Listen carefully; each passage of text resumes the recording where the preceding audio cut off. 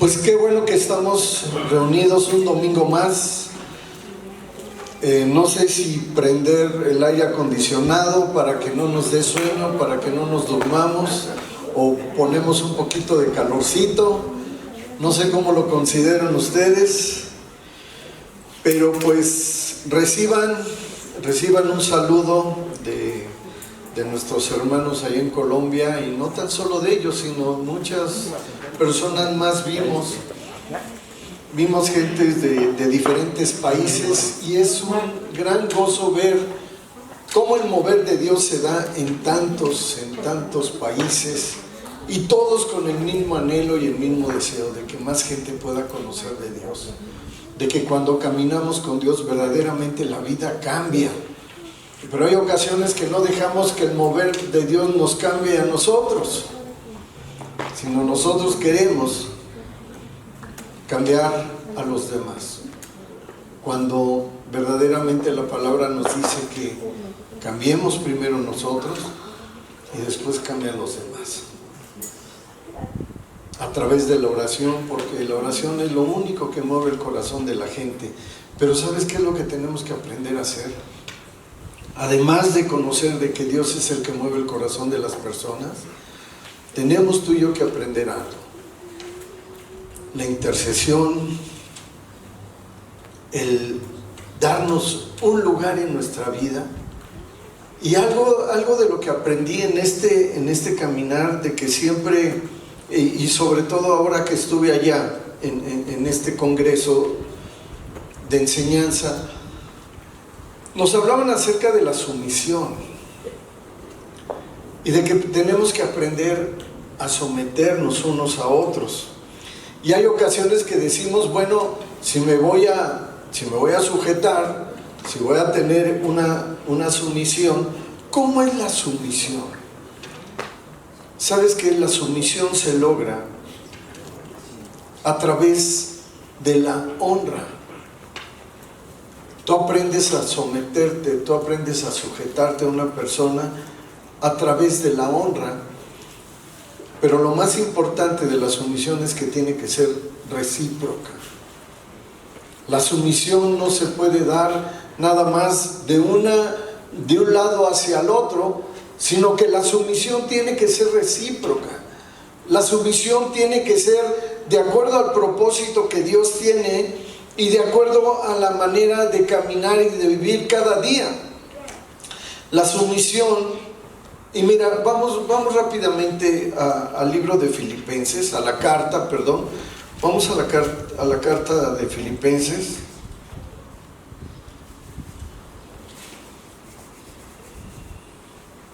El capítulo número 2. Filipenses 2. Y vamos ahí al versículo 1. Al versículo 1 de aquí.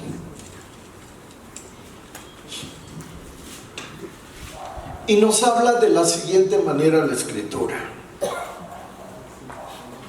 Dice: por tanto,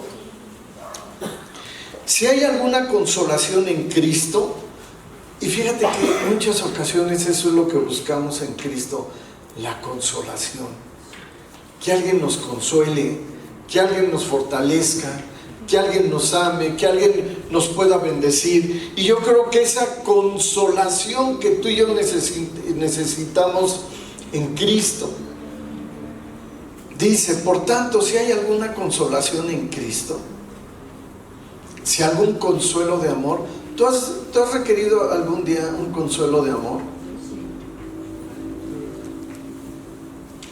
Y sabes que el consuelo de amor, o el consuelo, muchas ocasiones cuando leemos aquí en la Escritura, si algún consuelo de amor, si alguna comunión del Espíritu, si algún afecto entrañable, si alguna misericordia, muchas ocasiones lo esperamos de la gente. Y yo te quiero decir que el único que nos puede consolar y darnos un consuelo de amor es Cristo, y es Dios en nuestras vidas. Dice aquí, por tanto, si hay alguna consolación en Cristo, la consolación es en Cristo. Nadie más te va a consolar, nadie más te va a buscar que te levantes, que estés alegre, que estés fortalecido o que estés fortalecida, si no es Cristo. Dice, si algún consuelo de amor, el único consuelo de amor lo tenemos en Cristo, que nos ama de una manera desinteresada. Y cuando tú y yo encontramos ese cobijo y ese consuelo en Cristo, parece increíble cómo se empieza a multiplicar a la gente que está a nuestro alrededor.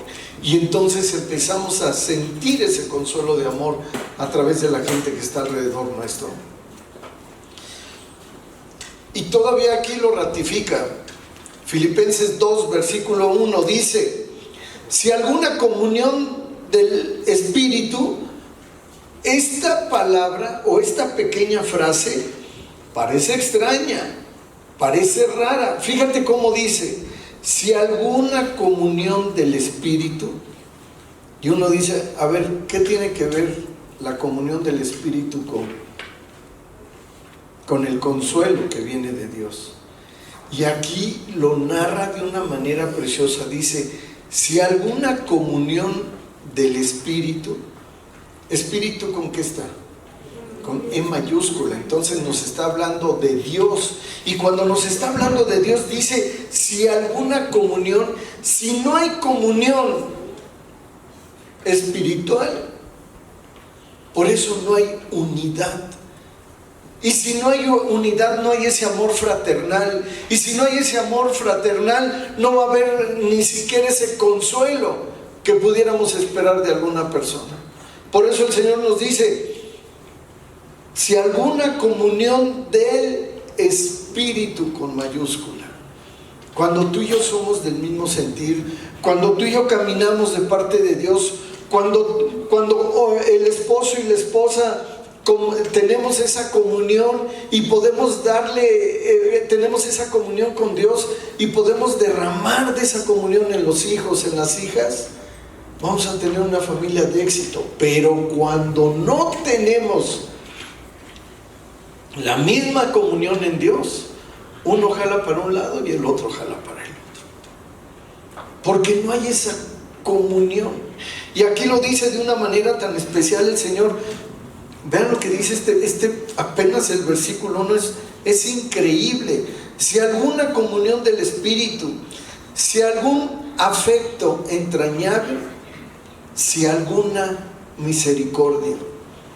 Por eso es de que cuántas ocasiones llegamos a decir, pero es que no me comprendes, pero es que, ¿qué sucede? Que no tienes compasión de mí, no te pones en mi lugar. Pues no nos ponemos en el lugar del otro, no nos ponemos en los zapatos del cónyuge o de los hijos o de las hijas, no nos ponemos en sus zapatos porque no hay una comunión espiritual. Y te lo voy a traducir muy sencillo este versículo. Después de todo lo que he explicado en este momento, ¿sabes cuál es la traducción más sencilla de este versículo? Que tenemos que amarnos en el amor del Señor los unos a los otros. ¿Cuáles son los dos mandamientos que dejó Jesús?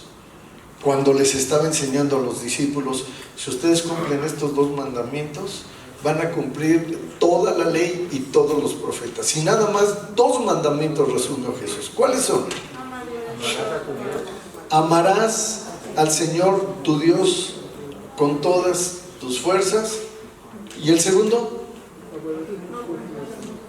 Y a tu prójimo como a ti mismo. Si amáramos a nuestro prójimo como a nosotros mismos, hay ocasiones que tú y yo podemos decir, imagínate si fulanito me amara a mí como él se ama. Y uno dice, no, pues yo no quiero. ¿Por qué? ¿Ya viste cómo se droga? ¿Ya viste cómo toma? Si no ama a su cuerpo, ¿cómo me va a amar a mí? No, pues es que yo te quiero amar como a mí mismo. No, ¿sabes qué? Déjalo así. Déjalo así, no necesito. Pero cuando el amor de Dios y el Espíritu Santo está en tu vida, vas a amar a tu cuerpo como a ti mismo, como dice este segundo mandamiento, y a tu prójimo como a ti mismo. ¿Cómo vamos a amar a nuestro prójimo? Y ya muchas veces se ha dicho, ¿quién es el prójimo? El próximo, el que está más cerca, ese es nuestro próximo. ¿Cómo vamos a amar a nuestro próximo? ¿Cómo vamos a amar a la persona con la que convivimos diario? Los que estamos casados, pues ¿con quién convivimos? Pues con el esposo o con la esposa. Y tenemos que amarlo como a nosotros mismos. Dice la Escritura que hay una semejanza en el matrimonio del esposo con la esposa, porque dice, así como Cristo amó a su iglesia y dio la vida por ella. Y uno dice, más lejano no puedo ver eso en el matrimonio. Y hay ocasiones que lo vemos tan lejano, pero ¿sabes por qué lo vemos lejano? Porque hemos dejado al último lugar a Dios, cuando tiene que ser el primero en nuestras vidas. ¿Saben a mí que me sorprende? Que aún de las personas que están en línea o las personas que están aquí de manera presencial el día de hoy, ¿cuántos de aquí salen a trabajar? Pero ¿sabes qué? Dejamos primero un pequeño tiempo para Dios y decimos un pequeño tiempo sí, pero con una sustancia que me da fuerza para el vivir diario, que me da fuerza para salir a trabajar el resto de la semana. Y yo te voy a decir algo, que cuando tú te preocupas de la obra de Dios, Dios se va a ocupar de tu obra. Cuando tú trabajas en el trabajo que Dios te encarga, Dios se va a ocupar de tu trabajo. En alguna ocasión, cuando a mí hace muchos años me dijeron eso, me invitaron en una ocasión a un seminario de liderazgo. Y cuando fui a ese seminario de liderazgo, yo me acuerdo que me decían, ¿y qué tal, Alejandro? Qué bueno que pudiste venir al seminario. Sí, pues dejé todas las cosas del negocio y pues yo nada más le pedí a Dios de que todo salga bien, que todo se vaya por buen camino. En aquel entonces trabajaba muy de lleno en el negocio, distribuyendo carne de res para mercados y carnicerías y tiendas de autoservicio, y yo dije, a ver cómo les va a los muchachos en estos días de venta, a ver cómo les va en el trato con los clientes. Y total que empecé a recibir de Dios en ese seminario, empezaron las enseñanzas y lo mismo me decían, si tú te encargas de las cosas de Dios, Dios se va a encargar de las tuyas. Cuando terminó el seminario, y nada más era viernes, sábado y domingo, ni siquiera un congreso de muchos días. Cuando llego el lunes a la oficina del negocio y les digo, ¿qué tal? ¿Cómo les fue? Dice, pues muy bien. Dice, parece que cuando usted no está, las ventas suben y los clientes pagan. Y dije, ¿qué? ¿Cómo pudo ser eso? Porque si tú te encargas del trabajo de Dios, Dios se va a encargar de tu trabajo. Y se cumple. Ocupémonos de las cosas de Dios y Él se va a encargar de las cosas de nosotros. Pero hay ocasiones que nosotros queremos resolver la situación con nuestras fuerzas, no vamos a poder. Déjaselo a Dios. Y mira, cómo continúa diciendo aquí este Filipenses 2, versículo 2. Aquí Dios te dice a ti, completen mi gozo. ¿Cómo se va a sentir Dios completamente lleno de gozo, completamente lleno de alegría? Y dice, completen mi gozo, sintiendo, ¿cómo dice? Sintiendo lo mismo, teniendo el mismo amor, unánimes y sintiendo una misma cosa. El Señor nos dice, ¿saben qué? Completen mi gozo. ¿Me quieren ver feliz? ¿Quieres ver feliz a Dios? Yo creo que eso es algo de lo que anhelamos. ¿Quieres ver feliz a Dios? Bueno, sienta lo mismo que yo siento, teniendo el mismo amor, unánimes. Debemos de estar en un mismo ánimo, unos y otros. Tú y yo debemos de estar en un mismo ánimo, en un mismo sentir, en un mismo propósito, en un mismo camino. Versículo 3. No hagas por contienda. Hay ocasiones que hacemos algo y lo hacemos, ya sé qué voy a hacer para que entiendas. Ya sé qué voy a hacer para que te llegue el mensajito. Pero el Señor nos dice, no hagas nada por contienda. Nada hagas por contienda. Sí, ahora me las vas a pagar. Y como que las vamos guardando y las vamos planeando. Pero el Señor nos dice, nada hagas por contienda. Pero el Señor también nos dice otra parte, porque sabe que somos vanidosos. Y el Señor, ¿qué nos dice? O por vanagloria. Pues para que se den cuenta que yo sí soy muy bueno, para que se den cuenta que yo soy muy lindo. No. Y el Señor nos dice, nada hagas por contienda, nada hagas por vanagloria. Y dice aquí de una manera tan clara, antes bien con humildad. Debemos de caminar en humildad. ¿Qué es caminar en humildad? Caminar todo pobrecito, con las ropas sucias. Bueno, dicen que la limpieza no está peleada con la mugre, o quién sabe, algo así decía mi abuelita, ¿no? ¿Cómo camina una persona humilde? ¿Cómo anda una persona humilde?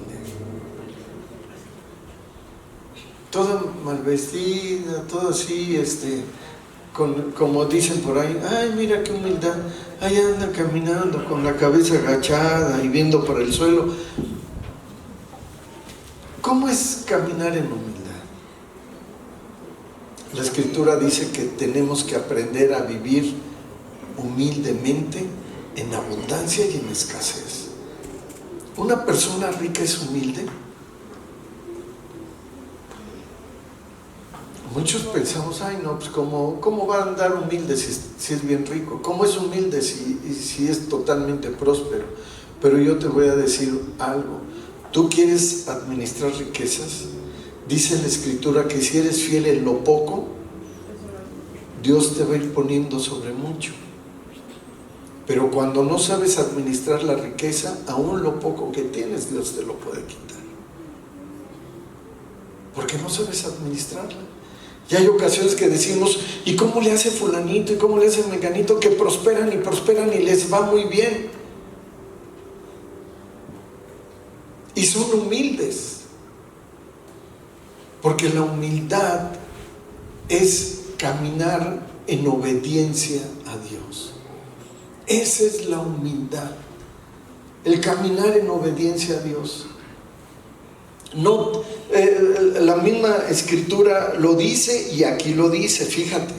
Vamos a ver qué significa la humildad. Aquí en este versículo 3 lo que sigue. Antes bien con humildad. ¿Cómo es la humildad? Estimando cada uno a los demás como superiores a él mismo.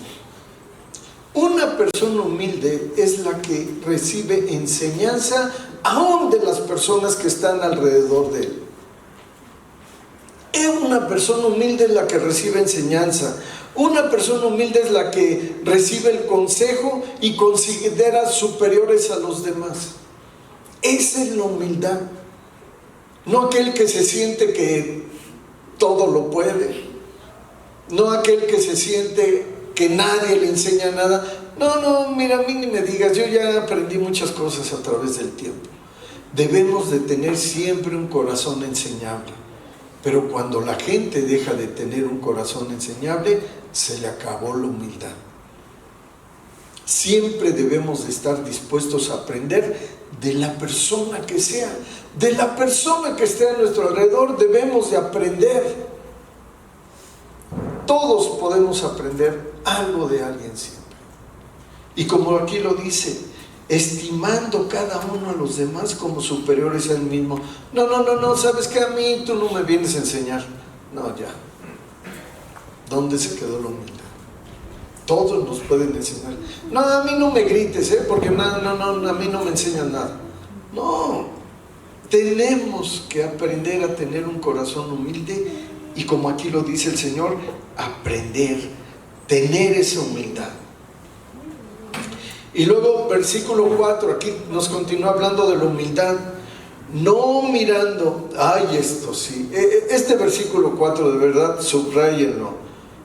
Bueno, no vayas a rayar la mica de tu celular si lo estás viendo ahí, pero dice, no mirando cada uno por lo suyo propio. Pues nada más cuando me conviene soy humilde contigo.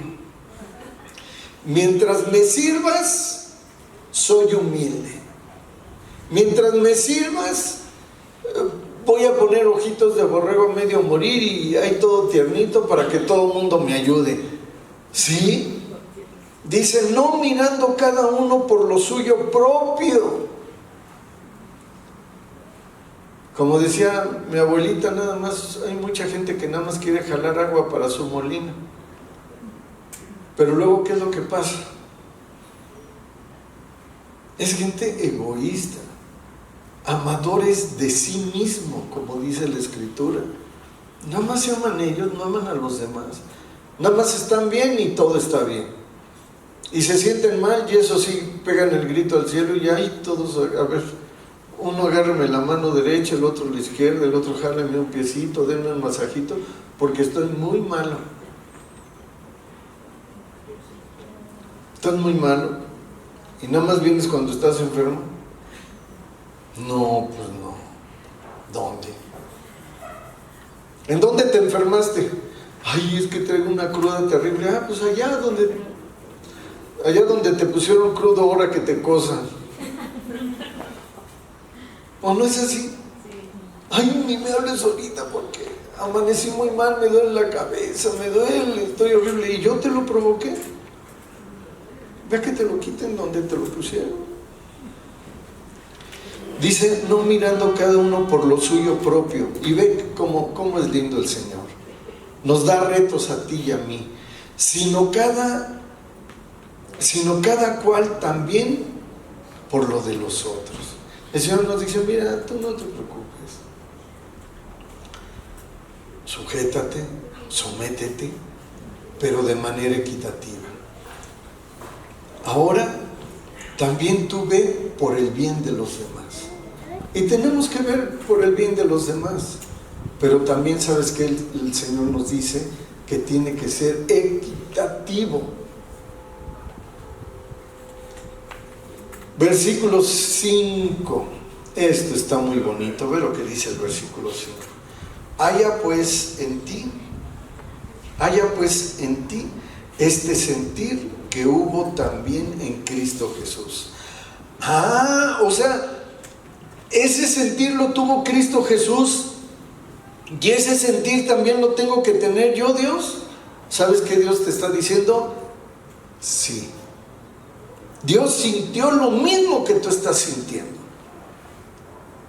Dios sintió lo mismo que tú y yo sentimos. Pero aquí el Señor ahora nos está diciendo, haya pues en ustedes este sentir que hubo también en Cristo. ¿Cuál es el sentir? El cual, siendo en forma de Dios, no estimó el ser igual a Dios como cosa que aferrarse.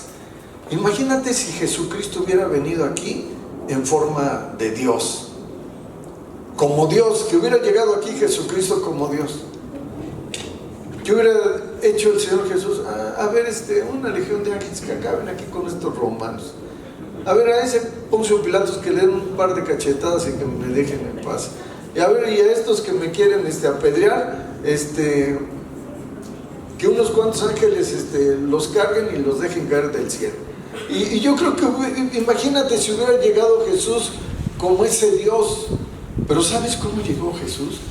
Lleno de humildad y de misericordia, diciendo: si alguien quiere ser grande en el reino de los cielos, aprende a servir a los demás. El que no sirve, no sirve para nada. Porque hay ocasiones que muchos podemos llegar a la casa y nos sentimos como reyes. Nos sentimos como que todo mi pueblo está aquí para servirme. ¿Quién es todo mi pueblo? Pues mi esposa y todos los chamacos que tengo aquí para servirme. Y te digo una cosa, sí son reyes, pero con minúsculas. ¿Sabes qué tipo de reyes son? Herodes.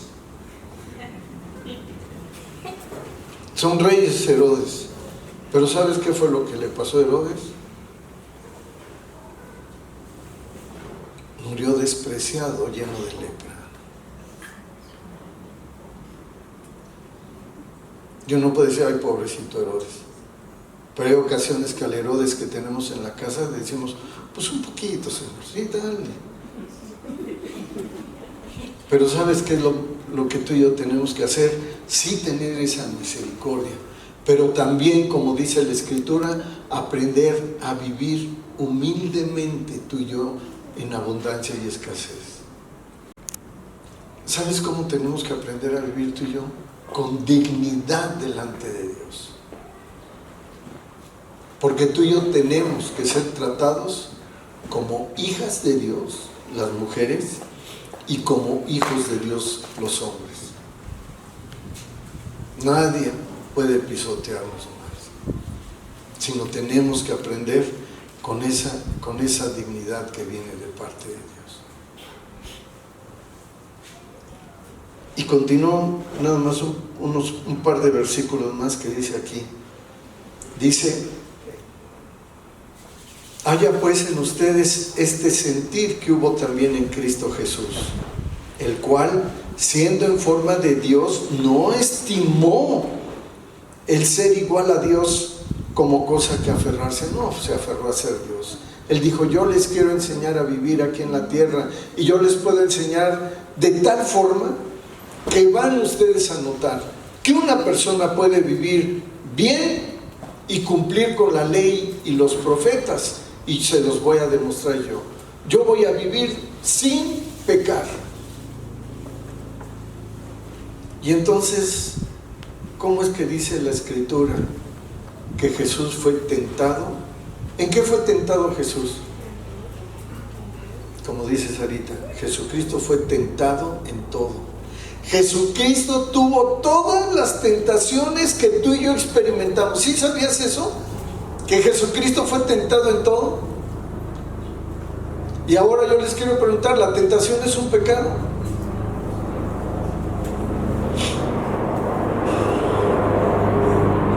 La tentación no es pecado.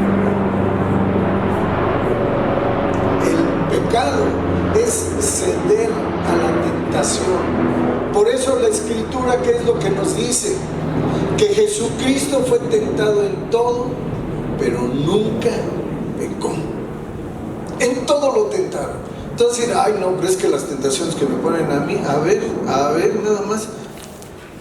Jesucristo fue tentado en todo y nunca pecó. ¿Qué es lo que podemos ver?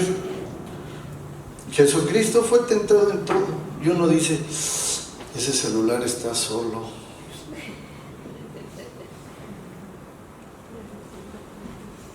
¿No hay nadie? No dice el nombre del dueño. Pues aquí nada más dice iPhone, pero ¿quién se llamará iPhone? Y dices: pues me lo llevo. Esa es una tentación. Pero el problema es cuando caes y te lo llevas. Ya se llama robo. Y hay ocasiones que robamos. Y robamos, ¿sabes a quién? A quien más amamos. Tenemos que dejar esa antigua manera de vivir y empezar a vivir de una manera nueva. ¿Quieres prosperar en todo? pues vas a prosperar así como prospera tu alma. Si tu alma prospera y llegas a la estatura de ese varón perfecto que es Jesús, vas a prosperar en todas las áreas de tu vida. Y bueno, vamos a terminar con este pasaje. Dice, el cual siendo en forma de Dios, no estimó el ser igual a Dios como cosa que aferrarse, sino que se despojó a sí mismo, tomando forma de siervo, hecho semejante a los hombres. Y Jesús caminó siendo semejante a ti y a mí como hombres, y estando en la condición de hombre, ve nada más, y estando en la condición de hombre, se humilló a sí mismo, haciéndose obediente a Dios, obediente al Padre Celestial, hasta la muerte y muerte de cruz. ¿Sabes qué fue lo que sucedió? El Padre Celestial le dijo, si quieres tener una humanidad libre de pecado, tú tienes que pagar por el pecado de todos. Y si bajas a la tierra, tienes que demostrarles que se puede vivir sin pecado y vas a dar tu vida por ellos. Y Jesús dijo, órale, lo acepto. Lo acepto. Así es que si ya sufrió Cristo por ti, por mí, tú y yo ya no tenemos por qué sufrir, porque ahora somos más que vencedores en Cristo Jesús. Y termina esta parte de la Escritura diciendo, por lo cual Dios también le exaltó y le dijo, excelente hijo. Dice versículo 9, por lo cual Dios también lo exaltó y lo exaltó hasta lo sumo y le dio un nombre que es sobre todo nombre, para que en el nombre de Jesús se doble toda rodilla de los que están en los cielos y en la tierra y debajo de la tierra. ¿En dónde se van a doblar las rodillas? Para que se doble toda rodilla de los que están en los cielos, de los que están en la tierra y de los que están debajo de la tierra, en el cielo, en la tierra y el infierno. Y dice, y toda lengua confiese que Jesucristo es el Señor, para gloria de Dios Padre. Para eso nos quiere Jesús. Para eso es como Jesús ha dado su vida por ti y por mí. Como aquí lo dice, por lo cual Dios también lo exaltó hasta lo sumo. ¿Y sabes qué? Dios quiere exaltarte para que camines con esa nueva dignidad, para que camines con ese nuevo propósito de parte de Dios. Como bien lo dije en un principio, la sumisión tiene que ser recíproca. La sumisión tiene que ser de una manera funcional, y la sumisión tiene que ser con un corazón sincero, diciéndole a los demás, estoy para servirte. Y tenemos que aprender a servirnos mutuamente. Y yo me preguntaría, ¿y cuando nos casamos también es para servirnos mutuamente? ¿Sí, o el hombre es el que manda? No, pues ya se murió Pedro Infante, o sea, ya se murió, ya se acabó el ejemplo. Tenemos que aprender a servirnos mutuamente. ¿Será bueno llegar a la casa como hombre y decir, ¿me sirven de comer? ¿Me sirves de comer, esposa? Ya vemos a la esposa que sale de la cocina en una nube de vapor. Y cuando volteamos y vemos ollas en el fregadero, mientras me sirves, lavo 2 ollas. A menos de que se te caiga el barniz de las uñas. Bueno, no a los hombres, no tenemos barniz. Pero, ¿será bueno o será malo? ¿El hombre dejará de ser hombre? No. Al contrario, yo creo que la esposa dice, algo quiero. Algo quiero. ¿Por qué estás tan amable el día de hoy? Y te digo algo, así es la relación en el matrimonio. Sujetándonos y siendo sumisos los unos a los otros. Vamos a orar. Padre, te damos gracias en esta mañana que podemos estar juntos Gracias porque podemos alabar y bendecir tu nombre, declarar que eres el Rey y Señor de nuestras vidas. Te agradecemos, Padre, por cada bendición que tú nos das y porque cada día podemos caminar de acuerdo al propósito al que tú nos has llamado. Aprendamos a someternos, aprendamos a sujetarnos, pero como tu palabra lo dice, Señor, en amor. Y a través de la sumisión, a través de la sujeción, Señor, queremos tener ese consuelo y ese consuelo de amor que solamente viene de parte de ti. No permitas, mi Dios, que nos apartemos ni a derecha ni a izquierda, sino ayúdanos a que demos pasos firmes en la roca que es tu Hijo Jesucristo. Te lo agradecemos en el precioso nombre de tu Hijo amado Jesucristo. Amén. Amén.